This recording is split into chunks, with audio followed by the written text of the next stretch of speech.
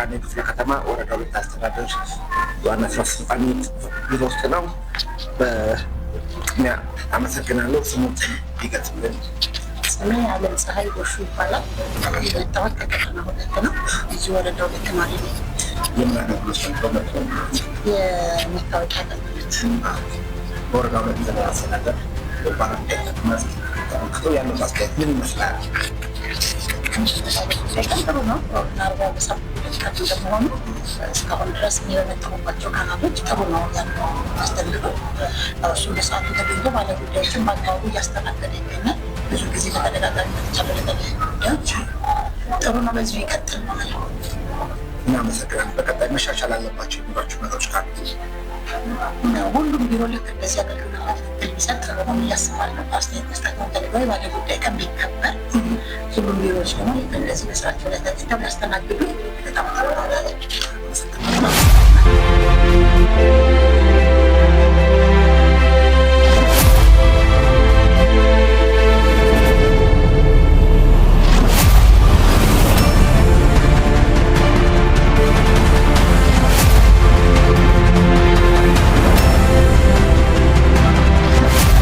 አሁን የምንገኘው በኮልፌ ቀራኒዮ አስተዳደር ወረዳ 2 አስተዳደር ግቢ ነው። የአገልግሎት አሰጣጥን አስመልክቶ እናስተላልፋለን። በቅድሚያ ስሞቱን እንዲያስተዋውቁልን።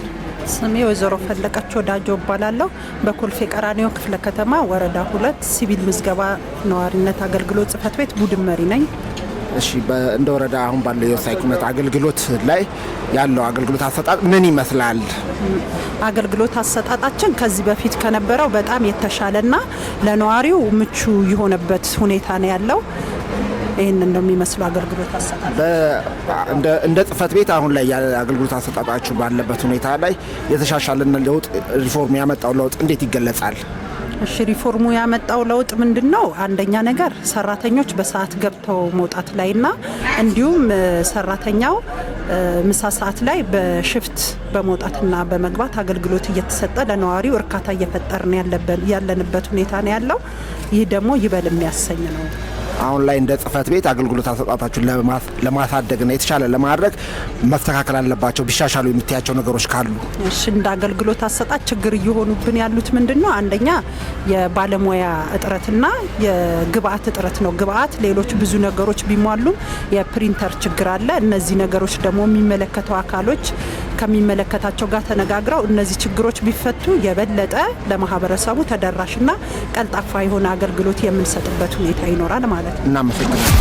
አሁን ላይ የጉባት ሩፋት ተብለው ከወረዱ አሰራሮች አንዱ እቅዳችሁን ለማሳካት እየተሰሩ ያሉ ስራዎች ምን ይመስላሉ?